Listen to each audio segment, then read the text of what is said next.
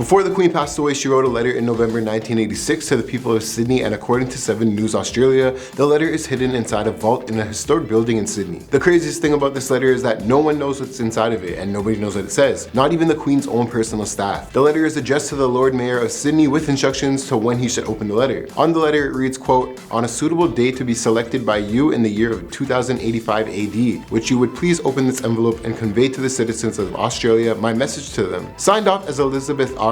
What do you think the secret letter contains? Because I'm not gonna wait till I'm 85 to see it. For all we know, it could just be some generic letter about, hey future, I'm from the past. Or it can be something she possibly foreshadowed. Maybe even a conspiracy? The royal family is apparently concerned that Prince Harry's upcoming memoir may disparage his father Prince Charles, Camilla, and other senior royals. In June 2021, Prince Harry announced that he was in the process of penning a tell-all. I've worn many hats over the years, both literally and figuratively, and my hope is that in telling my story, the highs and lows, the mistakes, the lessons learned, I can help show that no matter where we come from, we're more in common than we think. According to the Royal Insider, the family is extremely concerned about what will be revealed in the pages of the Duke of Sussex's book, and this is why. Harry's going to tell new stories about the past, which may delve into the Princess Diana's death. Royal expert Richard Fitzwilliams predicted that the Duke of Sussex can go on to disclose who among his family members inquired about Archie's skin color ahead of his birth in 2020. Speaking on GB News, Mr. Fitzwilliams said, he said that he won't name the alleged royal racist. I'm assuming that in the case, the Sussexes mean what they say,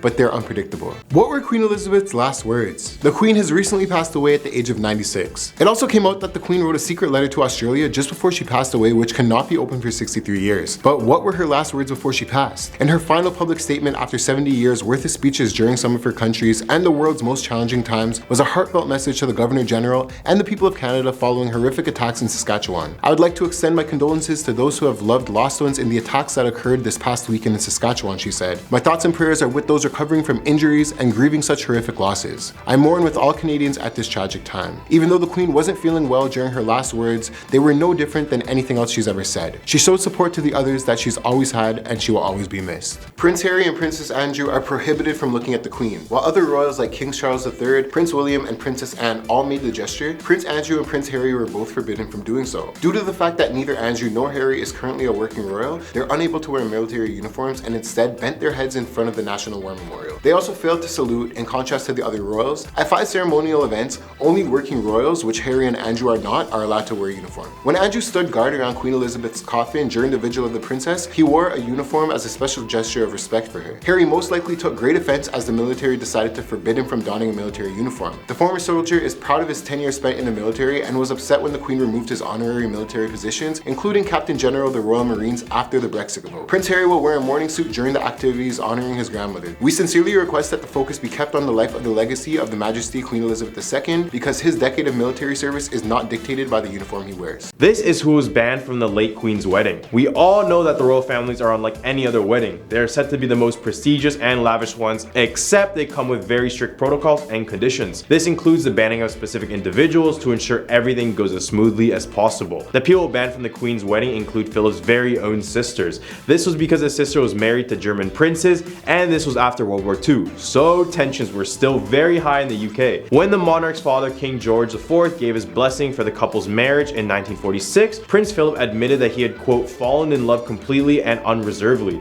Then came the Queen's 70-year-long reign, 4 children, 8 grandchildren, and 7 more great-grandchildren. You can say their wedding was the start of everything good. Britney Spears is almost Queen of England. The new Prince of Wales continues to mourn his grandmother, Queen Elizabeth II, following her passing just recently. He has had the support of his wife and mother of his 3 children, George, who's 9, Charlotte, who's 7, and Louis, who's 4, with William and Kate also joined by Prince Harry and Meghan Markle. But prior to his relationship with Catherine, Princess of Wales, the prince is said to have come close to dating superstar Britney Spears. She's known as the Princess of Pop, but Britney Spears was almost in line to become the Queen of England. The American songstress apparently shared a cyber romance with Prince William when they were teenagers, but things fizzled out before they could make things official. Back in 2002, Britney told talk show host Frank Skinner that she had been chatting with the Duke of Cambridge over email, and even invited him out for a dinner date while she was touring in the UK. Sadly, Britney's chances of wooing over the handsome royal and eventually becoming queen were taken away when he stood her up. The reason why Prince William doesn't want to be king. It's no secret that Prince Charles isn't the most popular member of the royal family right now. However, rumors started to circulate back in January this year online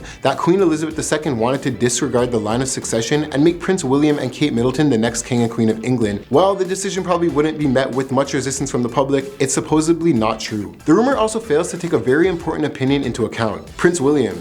Prince Charles' firstborn son has never actually said he wants to take the throne early and probably wouldn't even want that job in place of his father. Right now, he's focused on his family, which is fair. It's a lot easier to address the needs of his kids than address the needs of an entire kingdom. You let me know in the comments what you would do if you had that power. World-renowned football player David Beckham got emotional saying goodbye to Queen Elizabeth II after waiting in line for over 12 hours to pay his respects to the late monarch. This was at Westminster Hall on Friday, September 16. Fans said that he lined up without his family at around 2 a.m. just to wait a whole 12 hours to see the Queen lying in state. And the same fans claimed that he even bought them some donuts to help them in the wait. An outside source claimed that Beckham had originally gone under the radar and wasn't being photographed by fans out of respect. But that all changed as the day went on, as many onlookers crowded around the star to try and get photos of him. He was dressed in a black suit and black flat cap, but he would take it off immediately as he entered the hall. That's all for today. Subscribe, like, and we'll see you guys later. The Queen broke royal protocol to honor Princess Diana. You will no doubt be aware that there is a list of do's and don'ts that members of the royal family must follow at all times, especially when out in public. However, Queen Elizabeth II threw the rules out the window on one occasion. Following the passing of Princess Diana in 1997, she came out of Buckingham Palace to join huge crowds of people watching Diana's coffin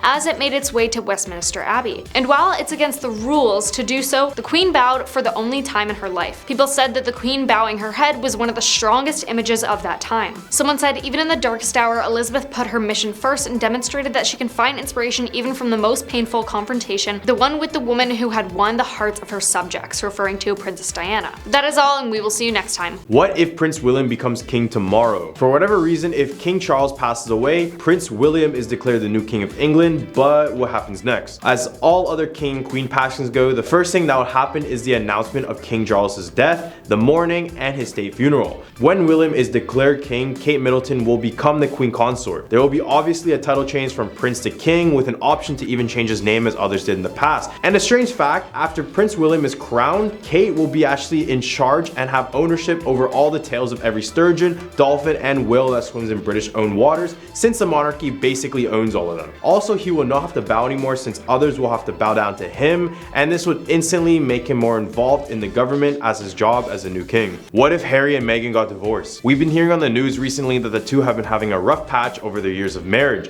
largely due to the backlash they faced from the British media and the monarchy. And the problem only got worse when they officially stepped down as senior royals. First of all, the couple doesn't have a prenup, since it's not really common in the UK, especially with members of the royal family. For those who don't know what a prenup is, it's basically the written agreement you make with your partner before committing a lifelong of marriage. If they did divorce, Meghan would still remain a duchess, since that Harry and Meghan are still the Duke and Duchess of Sussex. However, she will not be officially a part of the royal family. Also, Meghan will get a portion of his wealth, reportedly around 40 to 50 million, comprising of his inheritance from his late mother and the Queen Mother, and salary from the former stint as captain of the British Army. Because Meghan is worth less than her husband, she would definitely get a favorable settlement in case they split.